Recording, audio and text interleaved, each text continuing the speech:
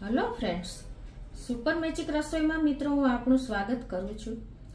આજે આપણે એકદમ જરૂરી જે રસોડાને કનેક્ટેડ આપણે તમને માહિતી આપું છું કે આજે આપણે કોર્નફ્લોર, કોર્નસ્ટાર્ચ, તપકીર, આરા લોટ, સિંગોડાનો લોટ આ બધા લોટ વિશે હું તમને આજે માહિતી આપી છું.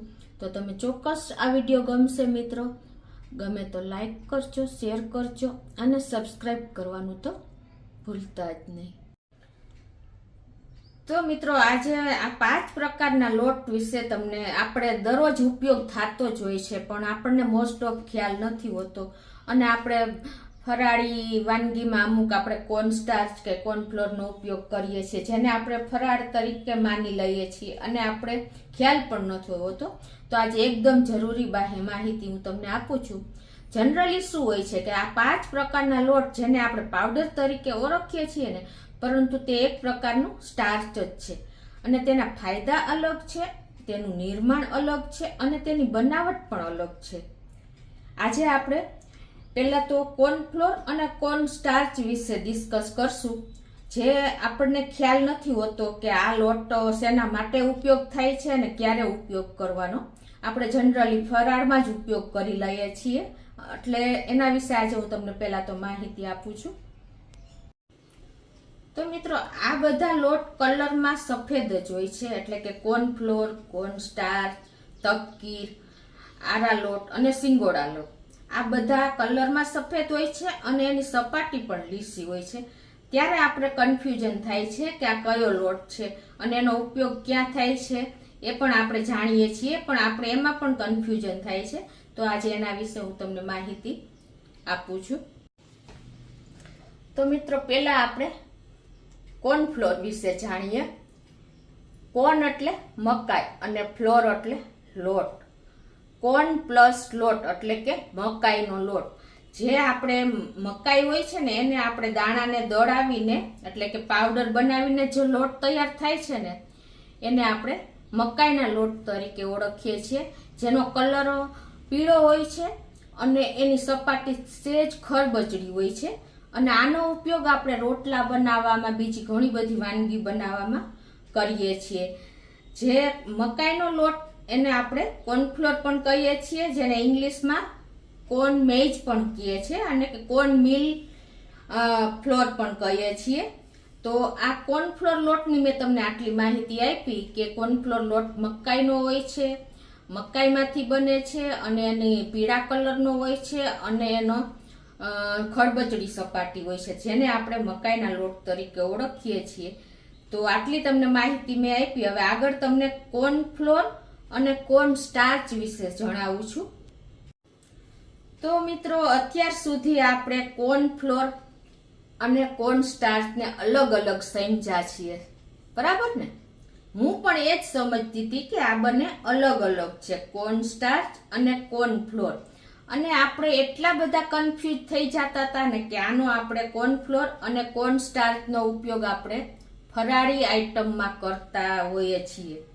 આપણને એ પણ ખ્યાલ નહોતો કે આ લોટ શેમાંથી તૈયાર થાય છે. મિત્રો મકાઈમાંથી જ આ કોર્નફ્લોર અને કોર્નસ્ટાર્ચ તૈયાર થાય છે. સમજી ગયા તમે? હવે તમને કઈ રીતે તૈયાર થાય છે ને એ પણ જણાવી દઉં. તો મિત્રો કોર્નફ્લોર અને કોર્નસ્ટાર્ચ એક છે. જ્યારે આપણે અમેરિકામાં એને કોર્નસ્ટાર્ચ નામ આપ્યું છે એ લોકોએ, અને આપણે અહીંયા યુકે, બ્રિટન અને સ્પેશિયલી ઇન્ડિયામાં આપણે એને કોર્નફ્લોર તરીકે ઓળખીએ છીએ, એટલે કે કોર્નફ્લોર તરીકે નામ આપીએ છીએ. આ કોર્નફ્લોર કેવી રીતે બને છે ને મિત્રો, કે આપણે જે મકાઈના દાણા મકાઈમાંથી જ બને છે. એટલે મકાઈના દાણાને સૂકવીને અને પછી એને પલાળવામાં આવે છે. જે સોફ્ટ થાય ને ત્યાં સુધી એને પલાળવામાં આવે છે. પછી એની પેસ્ટ કરવામાં આવે છે અને પછી એમાં ખૂબ જાજુ બધું પાણી નાખવામાં આવે છે એ પેસ્ટમાં, અને પછી એને ગાળવામાં આવે છે. અને જે પ્રવાહી નીકળે ને એને પછી 4-5 કલાક એ જ રાખી દેવામાં આવે છે, એટલે કે એ જ કન્ડિશનમાં રાખી દેવામાં આવે છે ને ત્યારે નીચે જે સ્ટાર્ચ બેસી જાય છે અને ઉપર પાણી આવી જાય છે. એ પાણી પણ એ પીળા કલરનું જ હોય છે અને નીચે જે સ્ટાર્ચ હોય છે ને એ પણ લાઇટ પીળો કલર જ હોય છે.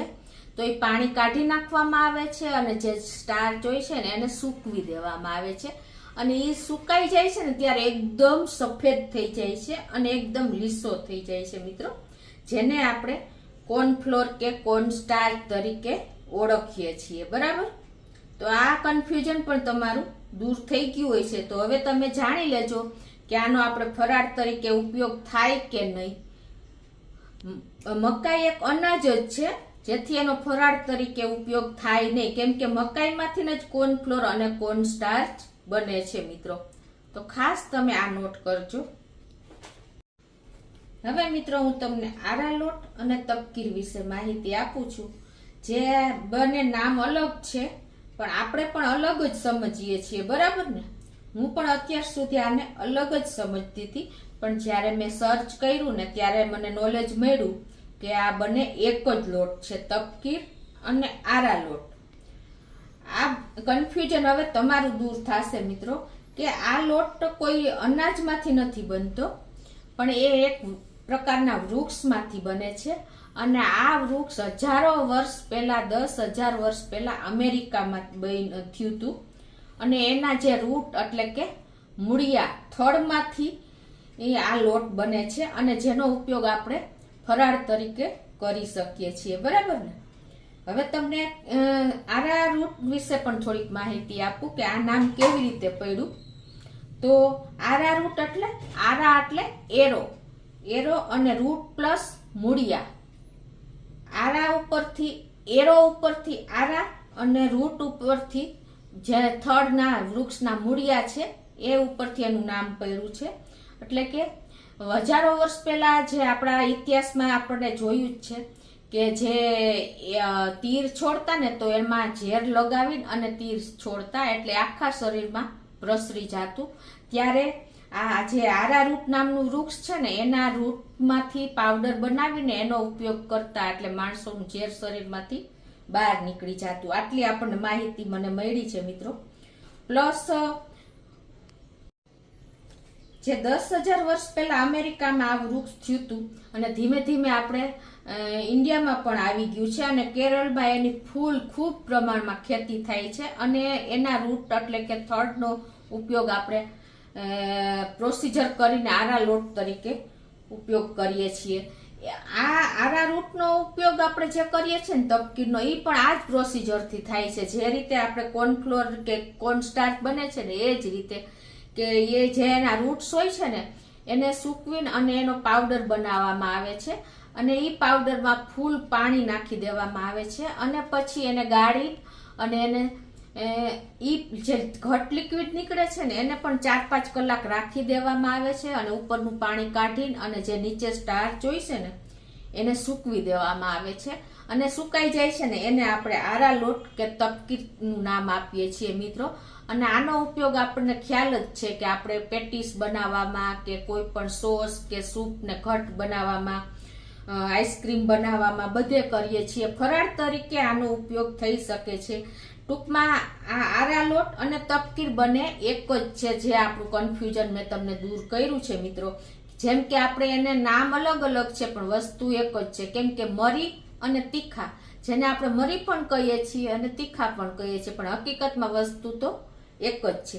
એ જ રીતે તપકીર અને આરા લોટ એક જ છે પણ આપણે નામ અલગ અલગ આપ્યું છે અને હજી પણ આપણે કન્ફ્યુઝનમાં હતા. તો ચોક્કસ મિત્રો તમારું આ કન્ફ્યુઝન દૂર થયું હશે અને આ કોઈ અનાજમાંથી નથી બનતું એટલે આપણે એનો ફરાળ તરીકે ઉપયોગ કરી શકીએ છીએ કેમ કે એક વૃક્ષના રૂટમાંથી જ બને છે.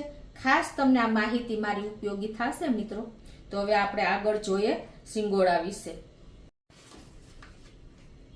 તો મિત્રો સિંગોડા છે ને એ એક ફ્રૂટ જ છે, તમને ખ્યાલ જ હશે અને આપણે રૂટીન વાપરીએ પણ છીએ. તો આ સિંગોડાનો લોટ છે ને, સિંગોડા જે આવે છે ને એનો ઉપરની સપાટી તો કાળી જ હોય છે પણ જે એનો અંદરનો માવો હોય છે ને એ સફેદ હોય છે. તો આ સિંગોડાને સૂકવવામાં આવે છે. સુકાઈ જાય છે ને એટલે જે અંદરનો ભાગ હોય છે ને એકદમ સફેદ હોય છે એટલે એકદમ સરસ એની સપાટી લીસી અને ચમકતો એકદમ લોટ એ બને છે. જેને આપણે સિંગોડાના લોટ તરીકે ઓળખીએ છીએ. અને આનો ઉપયોગ આપણે ફરાળ તરીકે કરીએ છીએ, હલવો બનાવવામાં, મીઠાઈ બનાવવામાં અને સૂપ કે સોસને ઘટ બનાવવામાં, સ્લરી તરીકે આપણે એનો ઉપયોગ કરી શકીએ છીએ મિત્રો. તો આ સિંગોડાની આ લોટ વિશે પણ મેં તમને માહિતી આપી દીધી. જનરલી આનો આપણે કન્ફ્યુઝન નથી, પણ આ તમને એક માહિતી જ આપું છું કે સિંગોડાનો લોટ આપણે ફરાળ તરીકે ઉપયોગ કરી શકીએ છીએ. તો મિત્રો મેં તમને કોર્નફ્લોર, કોર્નસ્ટાર, તપકીર, આરા લોટ અને સિંગોડા વિશેનું માહિતી તમને આપી, એટલે કે તમારું કન્ફ્યુઝન દૂર થઈ ગયું હશે મિત્રો કે કેનો આપણે ફરાળ તરીકે ઉપયોગ કરીએ છીએ અને કેનો આપણે લોટ તરીકે ઉપયોગ કરવાનો છે.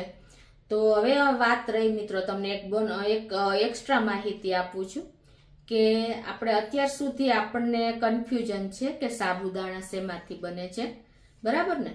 અને ઘણા લોકો એમ સમજે છે કે આ સાબુદાણા એક જીવાતમાંથી બને છે અને એને આ ખાતા બંધ થઈ ગયા છે કે આનો કોઈ દિવસ ઉપયોગ કરાય નહીં. પણ મિત્રો આજે એ કન્ફ્યુઝન પણ તમારું દૂર કરી દઉં કે સાબુદાણા એક વૃક્ષના રૂટના સ્ટાર્ચમાંથી બને છે, બરાબર?